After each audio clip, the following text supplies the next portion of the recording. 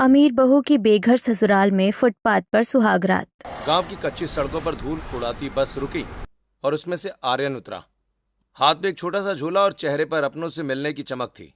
जैसे ही वो अपने घर के आंगन में पहुंचा, नीम के पेड़ की ठंडी छांव ने उसका स्वागत किया। रसोई से देसी घी के तड़के की खुशबू आ रही थी।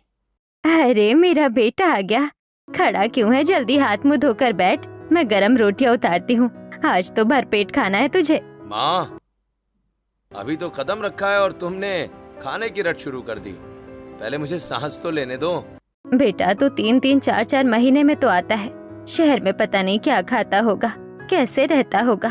क्या करूं माँ, इतना काम रहता है। गैरेज में मुझ पर ही सारी जिम्मेदारी रहती है। मालिक मुझ पर बहुत भरोसा करते हैं। भैया, माँ को प्यार दिखाने का मौका ही कहाँ मिलता है। इतने दिनों बाद आते हो तो माँ का बस चले तो पूरा घर खिला दे। अच्छा मेरी लाडली बहन, तू बता कैसी है?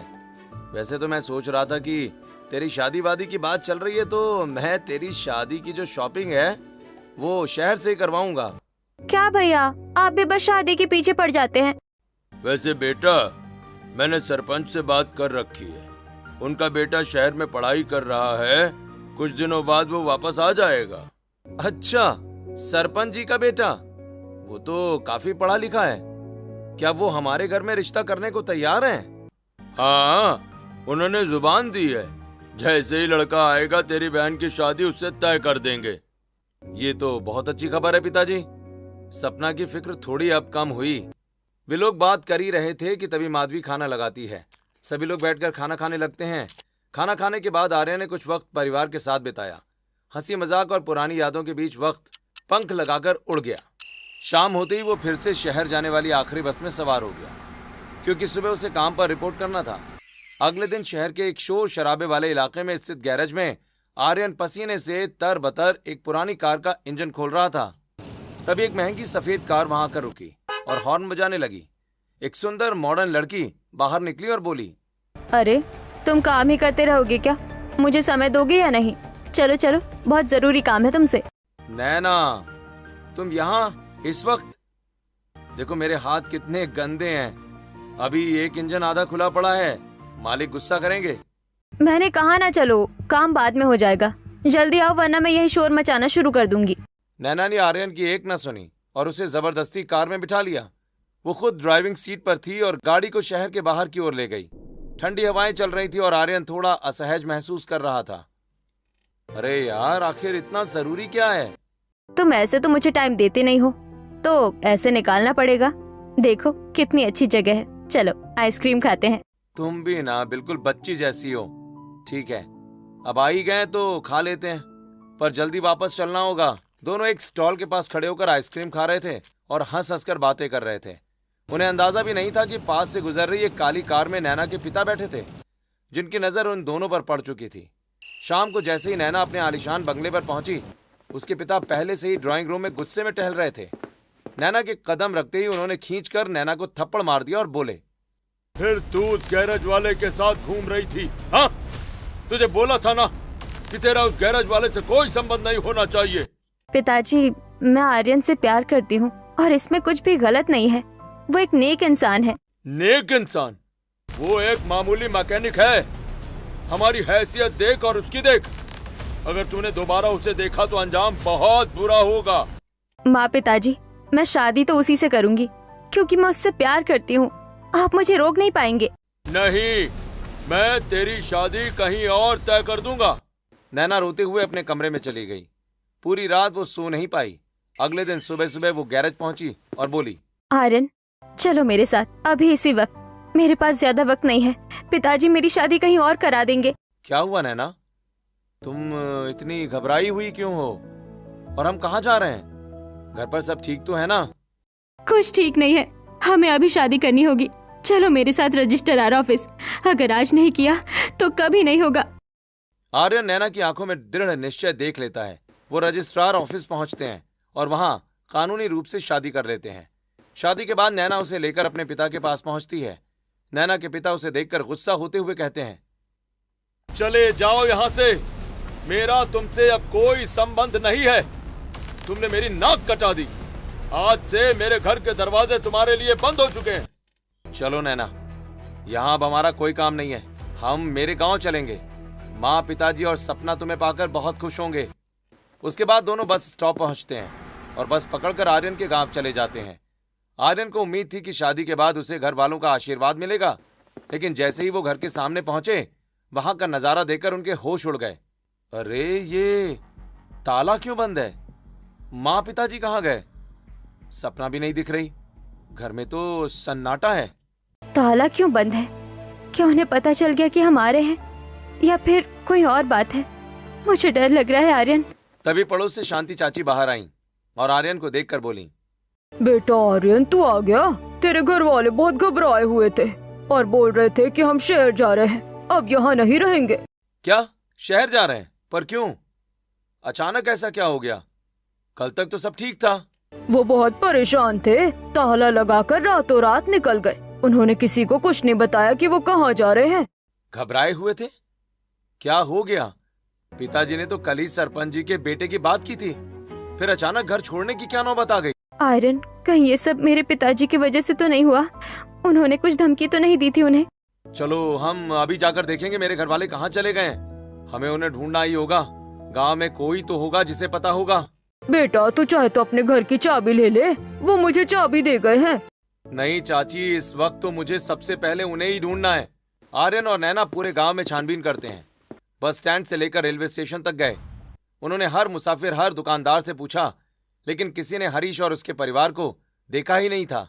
आर्यन, अब क्या करें? शाम होने वाली है, गांव में तो कोई सुराग नहीं मिला। शायद वो सच में शहर चले गए हो। हाँ, शायद वो बस स्टैंड पर मिल जाएं। चलो हम वापस शहर चलते हैं, वहाँ के बड़े बस स्टैंड पर शायद वो दिख जाएं। वो दोनों वापस शहर पहुँचते हैं। रात के करीब 11 बज रहे थे। शहर का मुख्य बस स्टेशन मुसाफिरों से खचाखच भरा था, लेकिन आर्यन के परिवार का कोई नामो निशान नहीं था। नैना थक कर चूर हो गई थी। वो लोग कहीं नहीं मिल रहे। माँ पिताजी कहाँ जा सकते हैं? इस बड़े शहर में उन्हें ढूंढना नामुमकिन जैसा है। आर्यन, मैं बहुत थक गई हूँ, अब और चला नहीं जा रहा। चलो हम यहाँ थोड़ी देर लेटते हैं, सुबह फिर ढूंढेंगे। बस स्टैंड के कोने में फुटपाथ पर कुछ लोग सो रहे थे। आर्यन और नैना भी वहीं बैठ गए। उनके पास बिछाने के लिए कुछ नहीं था। नैना ने पास बैठी एक औरत की ओर देखा और बोली, सुनिए, आपके पास एक्स्ट्रा चादर है क्या? दे दो प्लीज, हमें बस रात काटनी है, सुबह हम वापस कर देंगे। हाँ बेटा, क्यों नहीं, ये लो, एक पुरानी चादर है मेरे पास। आर्यन ने चादर ली और फुटपाथ की सख्त जमीन पर बिछा दी। नैना, जो कभी रेशम के गद्दों पर सोती थी, आज फुटपाथ पर बैठने को मजबूर थी। आर्यन की आंखों में आंसू आ गए और वो बोला, आज मेरी वजह से अमीर बहू बेघर ससुराल में आ गई और फुटपाथ पर सुहागरात हो रही है। शर्मिंदा तो मैं भी हूँ कि मेरे आते ही आपके घर वाले कहीं चले गए, और मैं आपका दुख समझ सकती हूँ। इसमें आपकी कोई गलती नहीं है। मुझे अच्छा नहीं लग रहा है। तुम्हें अपनी डोली में बिठाकर घर ले जाना था और यहाँ हम इस धूल भरी सड़क पर बैठे हैं। और मुझे भी अच्छा नहीं लग रहा है कि मैं अपनी नई जिंदगी आपके घर वालों के खो जाने के दुख में शुरू करूं। मैंने फैसला किया है कि जब तक वो लोग नहीं मिलेंगे, हम अपनी सुहागरात नहीं मनाएंगे। हमारे लिए परिवार का मिलना ही सबसे बड़ी खुशी होगी। आर्यन थका हुआ था। उसने अपना सिर नैना की गोद में रख दिया। नैना उसके बालों को सहलाने लगी। पास बैठी औरतें माया और कविता उन्हें गौर से देख रही थीं। तुम बार बार आंखें बंद छोटी इसलिए कर रही हो ना कि तुमको भूख लगी है? तुम मुझे कितना जानते हो। हाँ, सच कहूँ तो पेट में चूहे दौड़ रहे हैं, पर इस वक्त खाना कहाँ मिलेगा। रुको, मैं कुछ खाना लेकर आता हूँ। यहाँ स्टेशन पर कुछ ना कुछ तो मिल ही जाएगा। आर्यन जाता और थोड़ी देर के बाद वापस आता है तो उसके एक हाथ में 2 प्लास्टिक के कप में चाय थी और दूसरे में बिस्किट के 2 पैकेट थे। उसने बड़े प्यार से बिस्किट चाय में डुबोकर नैना को खिलाना शुरू किया, जिसे देखकर स्टेशन पर बैठी माया और कविता बातें करने लगी। देखो कविता, इस नई जोड़ी को कितना प्यार है इन दोनों में। भगवान ऐसी जोड़ी कभी कभी बनाते हैं। सही कह रही है माया, आज के जमाने में ऐसी वफा कहाँ मिलती है। लड़की तो किसी अमीर घर की लगती है, फिर भी यहाँ बैठी है। रात चढ़ती गई। नैना को पसीना आ रहा था क्योंकि स्टेशन पर बहुत उमस थी। आर्यन ने देखा कि नैना परेशान हो रही है तो उसने अपने हाथ से उसे हवा करना शुरू कर दिया।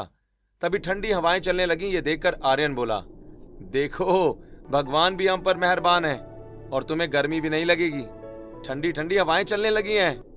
फिर दोनों बात करते हुए सो जाते हैं। सुबह की पहली किरण के साथ आर्यन की नींद खुली।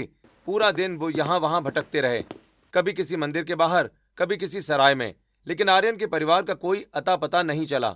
शाम होते होते आर्यन की हिम्मत जवाब देने लगी। अब तो शाम होने को आई है यार, वो लोग कहीं नहीं मिल रहे।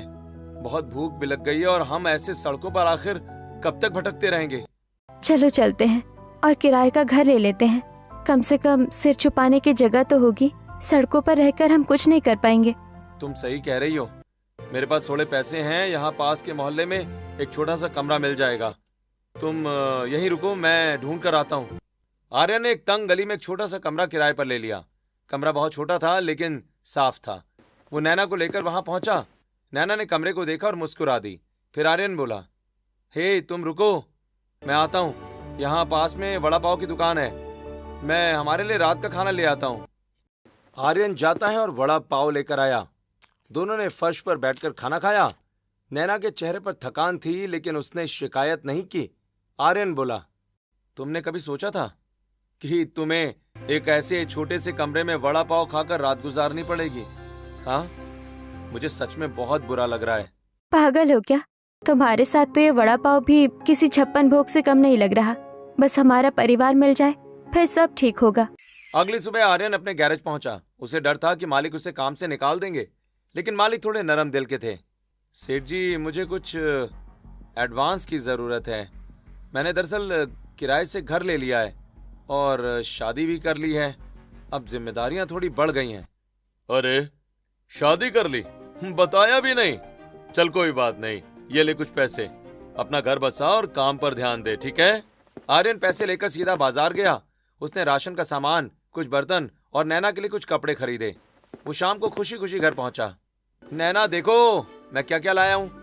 अब हम यहाँ अपना छोटा सा संसार बसाएंगे और हाँ, कल से हम फिर माँ पिताजी को ढूंढेंगे। ओह आर्यन, तुम मेरा कितना ध्यान रखते हो, इसके लिए शुक्रिया। अब हम मिलकर तुम्हारे परिवार को भी जरूर ढूंढ लेंगे। ये सुनकर आर्यन ने नैना को अपनी गोद में उठा लिया और अपने कमरे में गोल गोल घुमाने लगा। नैना खिलखिलाकर हंसने लगी। आर्यन और नैना की गृहस्थी छोटे से कमरे में शुरू हो गई थी, लेकिन आर्यन की आंखों में अपने परिवार को खोने का गम साफ झलकता था। हर सुबह वो काम पर जाने से पहले शहर की गलियों में भटकता और शाम को मायूस होकर लौटता और कहता, नैना, आज भी माँ पिताजी का कोई सुराग नहीं मिला यार। पुलिस स्टेशन में भी रिपोर्ट लिखवा दी, पर वो कह रहे हैं कि जब तक कोई पुख्ता जानकारी ना मिले वो कुछ नहीं कर सकते। आर्यन, मुझे पक्का यकीन है कि सबके पीछे मेरे पिताजी का ही हाथ है। नैना गुस्से में अपने पिता के बंगले पर पहुंची। उसके पिता उसे देखकर अपनी कुर्सी से खड़े हो गए और नैना बोली, पिताजी, मुझे पता है कि आर्यन के परिवार को आपने ही गायब करवाया है। आप कैसे बाप है? अपनी बेटी की खुशियाँ छीनने के लिए आप किसी भी हद तक जा सकते हैं। मुझसे बकवास मत करो। न मेरा तुमसे कोई संबंध है, न तुम्हारे घर वालों से। तुम उस नीच मैकेनिक के साथ में भाग गई। अब यहाँ किस हक से आई हो तुम? मुझे मालूम है, आज नहीं तो कल हम उन्हें ढूंढ निकालेंगे, लेकिन मैं आपको कभी माफ नहीं करूंगी। ऐसा कहकर नैना वापस घर आ गई। उसने आर्यन को सब बताया, पर आर्यन ने उसे समझाया कि लड़ाई झगड़े से कुछ हासिल नहीं होगा। दिन बीतने लगे। एक तरफ जहां आर्यन के परिवार का कुछ पता नहीं चल रहा था, तो वहीं दूसरी तरफ अब नैना को घर में अकेले रहना भारी लगने लगा था। वो आर्यन से कहती है, आर्यन, मैं घर में दिन भर बोर होती हूँ। सोच रही हूँ मैं भी जॉब कर लूँ, और वैसे भी हम दोनों कमाएंगे तो माँ पिताजी को ढूंढने में ज्यादा आसानी होगी। अगर तुम्हारी यही इच्छा है तो ठीक है। तुम इतनी पढ़ी लिखी हो, तुम्हें अच्छी नौकरी मिल जाएगी। नैना ने अगले दिन से इंटरव्यू देना शुरू किया। वो कई सारे ऑफिसेज में गई और आखिरकार उसे एक अच्छी कंपनी में रिसेप्शनिस्ट की नौकरी मिल गई। एक दिन ऑफिस से वापस आते समय वो बाजार में सब्जियां ले रही थी कि तभी नैना की नजर भीड़ में एक लड़की पर पड़ी। वो लड़की हूबहू वैसी ही दिख रही थी जैसी आर्यन ने अपनी बहन सपना की फोटो दिखाई थी। अरे, ये तो मेरी ननन जैसी लग रही है। मैंने इसकी फोटो और वीडियो आर्यन के फोन में कई बार देखी है। वही आंखें, वही चेहरा, ये तो सपना ही है। नैना भीड़ को चीरते हुए उस लड़की के पास पहुंची और उसका कंधा पकड़ लिया और फिर बोली, सुनिए, क्या आप सपना है? सपना, मैं तुम्हारी भाभी हूँ। नैना, तुम यहाँ शहर में क्या कर रही हो? माँ और पिताजी कहाँ हैं? जी नहीं, आप गलत समझ रही हैं। मेरा नाम सपना नहीं है, मुझे जाने दीजिए। लेकिन आपकी शक्ल बिल्कुल आर्यन की बहन से मिलती है। सपना ने अपना दुपट्टा संभाला और बिना पीछे मुड़े गलियों में भागने लगी। नैना ने उसका पीछा करने की कोशिश की, पर भीड़ के कारण वो उसे खो बैठी। वो जल्दी जल्दी घर आई। क्या हुआ नैना, तुम इतनी हाफ क्यों रही हो? कुछ हुआ क्या रास्ते में? आर्यन, आज मैंने सपना को देखा। वो बाजार में सब्जी ले रही थी। मैंने उसे आवाज दी पर वो मुझे देखकर भाग गई। क्या? सपना शहर में? और वो तुम्हें देखकर भागेगी क्यों? वो तो तुम्हें जानती भी नहीं है। हाँ, मुझे ऐसा लग रहा है कि वो सपना ही है। आप मुझे फोटो दिखाइए फिर से। हाँ आर्यन, यही लड़की थी, बिल्कुल यही चेहरा। चलो मुझे ले चलो वहाँ, हम अभी उसे ढूंढेंगे। अगर वो शहर में है तो माँ पिताजी भी यहीं होंगे। आर्यन और नैना वापस उसी बाजार में पहुंचे। उन्होंने घंटों तक वहां गलियों में सपना को ढूंढा, हर दुकानदार से पूछा, लेकिन सपना का कोई अता पता नहीं चला। शायद तुम्हारी गलतफहमी थी नैना। अगर वो सपना होती तो वो तुम्हें देखकर कभी भागती नहीं, क्योंकि उसको अभी तुम्हारे बारे में पता ही नहीं था। और वो शहर में अकेली क्या करेगी? नहीं आर्यन, मेरी आंखों ने उसे साफ देखा था। वो डरी हुई थी। खैर, शायद भगवान ने अभी मिलन नहीं लिखा है। उसके बाद वो लोग घर वापस आ जाते हैं। वक्त गुजरता रहा था। एक दिन आर्यन के बचपन के दोस्त आकाश का फोन आया। हेलो आकाश, कैसे हो भाई? बहुत दिनों बाद याद किया यार। अच्छा, तुम्हारी बहन की शादी है? बहुत बहुत बधाई हो भाई। हाँ हाँ, तुम चिंता मत करो, हम जरूर आएंगे। फोन काटने के बाद आर्यन नैना से कहता है, नैना, आज आकाश की बहन की शादी है। वो हमें दावत दे रहा है। कह रहा है कि बहन की शादी में पूरे परिवार के साथ आना। नैना, चलो ना, चलते हैं, थोड़ा तुम्हारा मन भी बहल जाएगा। शाम को वो लोग शादी में जाते हैं। शादी का माहौल था, चारों तरफ रोशनी और संगीत था। मेहमान खाना खा रहे थे। अचानक आर्यन की नजर एक वेटर पर पड़ी, जो साड़ी का पल्लू सिर पर ओढ़े खाना परोस रही थी। अरे, वो माँ यहाँ वेटर के रूप में? नहीं नहीं, ऐसा नहीं हो सकता। उसके बाद आर्यन ने जैसे ही माँ पुकारा, उस औरत ने अपना चेहरा छिपा लिया और रसोई की ओर भागने लगी। आर्यन पागलों की तरह उसके पीछे भागा। माँ, माँ, रुको, अरे मैं आर्यन हूँ, अरे आप कहाँ भाग रही हो माँ? वो औरत भीड़ का फायदा उठाकर पीछे के दरवाजे से निकल गई। आर्यन बाहर गली में आया, पर वहां कोई नहीं था। नैना दौड़ती हुई उसके पास आई। क्या हुआ आर्यन, तुम ऐसे क्यों भाग रहे थे? नैना, मेरी माँ दिखी थी। वो यहाँ वेटर का काम कर रही थी। उन्होंने मुझे देखा और भाग गई। क्यों नैना, क्यों आखिर मेरे अपने मुझसे दूर भाग रहे हैं? तुम चिंता मत करो, ये हम इनसे पूछते हैं ना, जिनके घर आए हैं। आकाश को पता होगा कि केटरिंग वाले कौन है। आर्यन बदहवास हालत में आकाश के पास पहुंचा। आकाश अपने दोस्त की हालत देखकर डर गया। आकाश, जो औरतें खाना परोस रही हैं उनमें से एक मेरी माँ थी यार। प्लीज बताना वो कहाँ मिलेगी। क्या आंटी यहाँ काम कर रही हैं? अरे रुक ना, मैं पापा से पूछता हूँ। वो लोग आकाश के पिताजी के पास गए। बेटा, कमला को मैंने बोला था कि वो अपने साथ काम के लिए कुछ औरतों को ले आए। ये रहा कमला का नंबर, तुम लोग उसी से बात कर लो। आर्यन और नैना उसी वक्त उस नंबर पर बात करने की कोशिश करने लगते हैं, लेकिन फोन बंद था। वो उस बस्ती के पते पर पहुंचे जहां का जिक्र आकाश के पिता ने किया था। वहां पहुंचकर आर्यन पूछताछ करने लगता है। कमला जी यहाँ रहती हैं क्या? प्लीज बताइए ना। हाँ, मैं ही कमला हूँ, बताइए क्या काम है आपको मुझसे? आर्यन कमला को अपनी माँ और बहन की फोटो दिखाते हुए कहता है, क्या आप इन लोगों को जानती हैं? क्या ये लोग यहीं रहते हैं? हाँ, वो यहाँ रहती थी, पर आज सुबह ही वो अपने पति और बेटी का सामान बांधकर कहीं और चले गए। कह रही थी कि कोई उनका पीछा कर रहा है। मेरे पास काम मांगने आई थी, बोल रही थी कि बहुत परेशानी चल रही है और काम हो तो दे दो। तो मैं उसको ले गई। मेरे पास नंबर वंबर कुछ नहीं है उसका। आर्यन वहीं सड़क के किनारे बैठ गया। उसकी आंखों से आंसू बहने लगे। नैना ने उसके सिर पर हाथ फेरा और उसे अपने सीने से लगा लिया। आर्यन, तुम यकीन करो, वो मिल जाएंगी। सब मेरी वजह से हो रहा है। अगर मैंने तुमसे शादी न की होती तो शायद वो आज बेघर ना होते। ऐसा मत कहो नैना, तुम मेरी ताकत हो, पर मुझे समझ नहीं आ रहा कि वो मुझसे छुप क्यों रहे हैं। मैंने क्या खता की है? वो दोनों घर लौट आए। अगले दिन आर्यन अपनी गैरेज पर पहुंचा और काम करने लगा।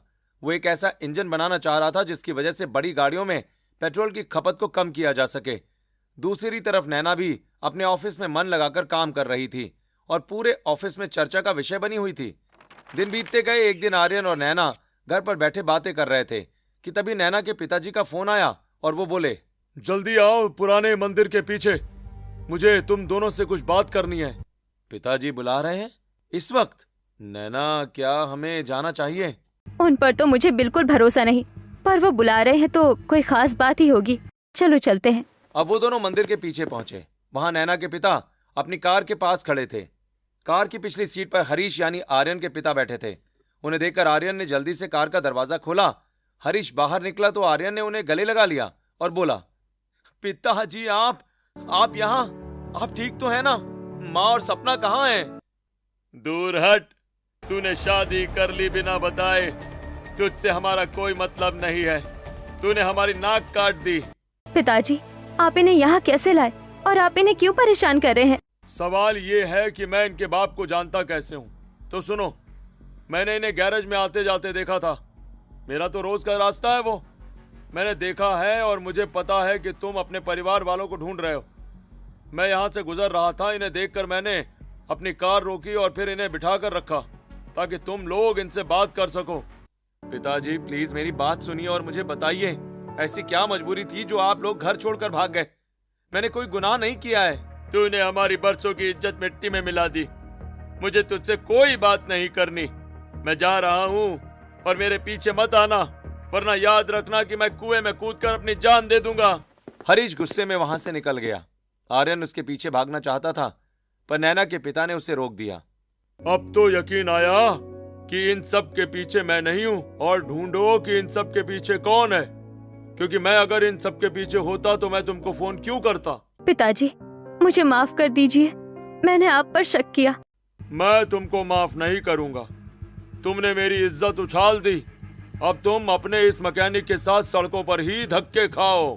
नैना के पिता अपनी कार में बैठकर चले गए। आर्यन और नैना सुनसान मंदिर के पीछे अकेले खड़े रह गए। आर्यन का दिल टूट चुका था। नैना, मेरा परिवार मेरी वजह से इतना दुखी है। पिताजी ने कहा कि वो जान दे देंगे अगर मैंने उनका पीछा किया। मैं क्या करूं? आर्यन, शांत हो जाओ। आज नहीं तो कल हम उन्हें जरूर ढूंढ निकालेंगे। तुम चिंता मत करो, और हमारी सुहागरात तब तक नहीं होगी जब तक कि तुमको तुम्हारे घर वाले नहीं मिल जाते।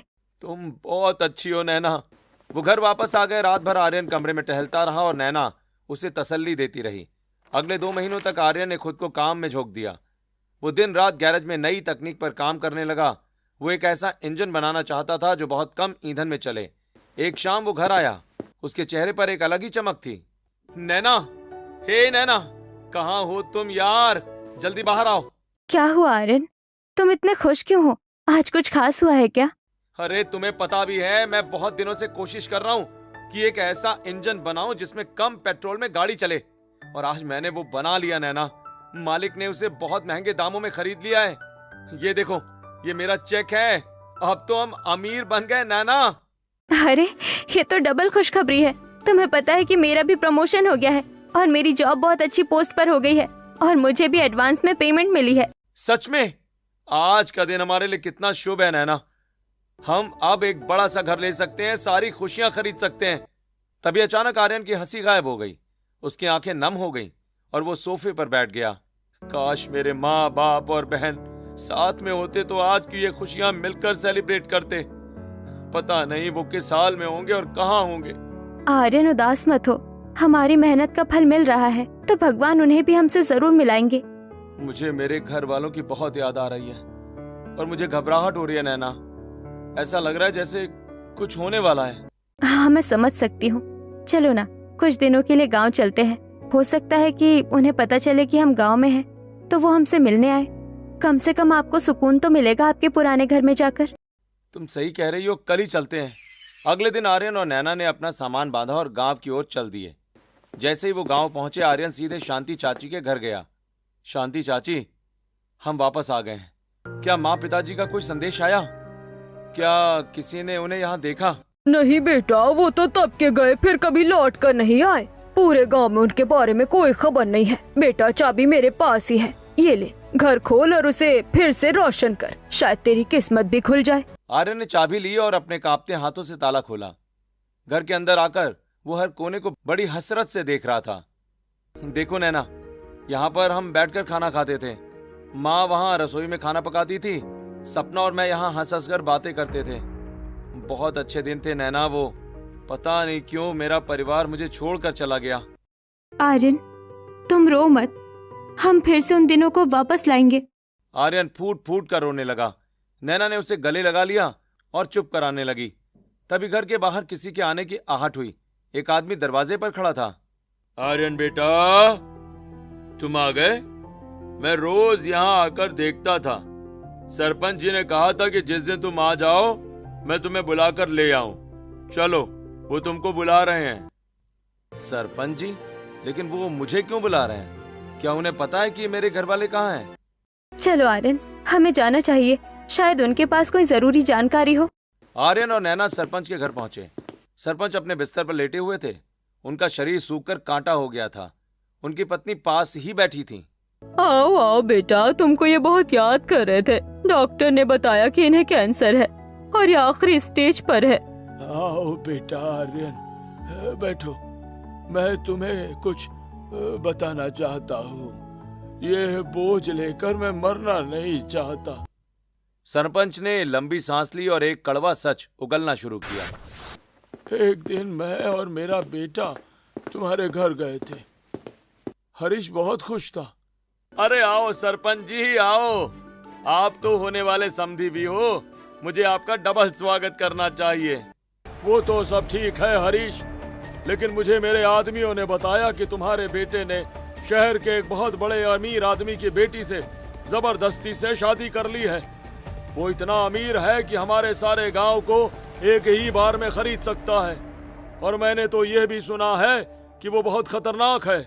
उसके गुंडे हम गांव वालों को नुकसान पहुंचा सकते हैं। क्या ये आप क्या कह रहे हैं सरपंच जी? मेरी पूरे गांव में इज्जत है हरीश। मैं एक ऐसे घर में अपने बेटे का रिश्ता नहीं कर सकता जिसका ससुर इस गांव को नुकसान पहुंचा सकता हो। पिताजी प्लीज आप ऐसा मत कीजिए। मैं सपना से बहुत प्यार करता हूँ। मैं उसे किसी भी कीमत पर अपनाने के लिए तैयार हूँ। हाँ सरपंच जी, ऐसा मत कहिए। इसमें सपना की क्या गलती है? और शायद आपको पता नहीं कि बच्चों से गलती हो गई है और सपना प्रेग्नेंट है।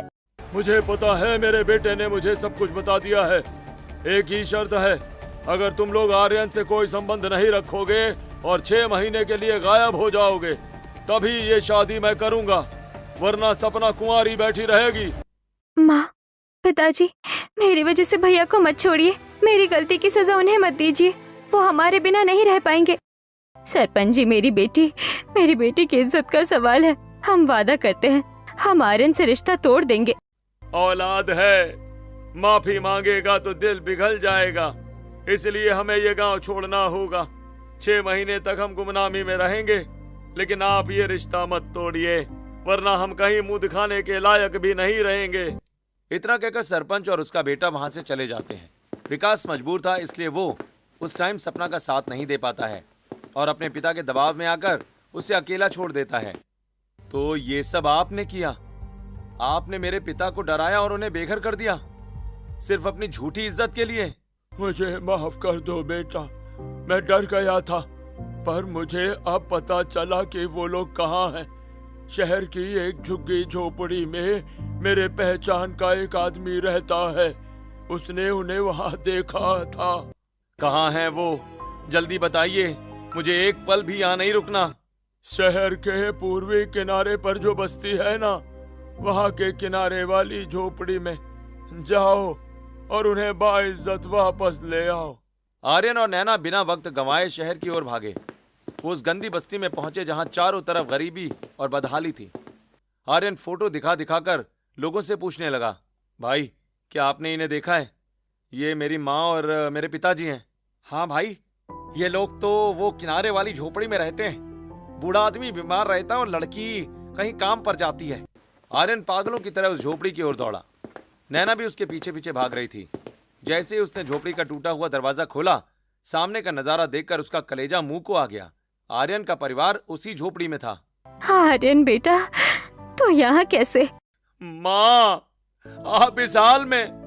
मैंने आपको कहाँ कहाँ नहीं ढूंढा, आपने मुझे बताया क्यों नहीं? बेटा चुप हो जा, मैं समझ सकती हूँ, लेकिन तेरे पिताजी ने कहा था कि ऐसा करना जरूरी है। वो सपना की शादी को लेकर बहुत डरे हुए थे। क्यों आए हो तुम लोग? निकलो यहाँ से। मैंने कहा था ना कि हमारे पीछे मत आना। पिताजी, अब सब सच सामने आ गया है। सरपंच जी ने सब बता दिया। वो बीमार हैं और उन्होंने अपनी गलती मान ली है। भैया, भाभी, आप आ गए। पिताजी प्लीज चुप हो जाइए, अब और दुखी मत करिए इन्हें। पिताजी, आप मेरी बात सुन लीजिए। मेरे पिताजी ने कुछ नहीं किया। वो ऊपर से सख्त जरूर है, पर अंदर से नरम दिल के हैं। वो मुझे बहुत प्यार करते हैं। वो गांव वालों को कोई नुकसान नहीं पहुंचाएंगे।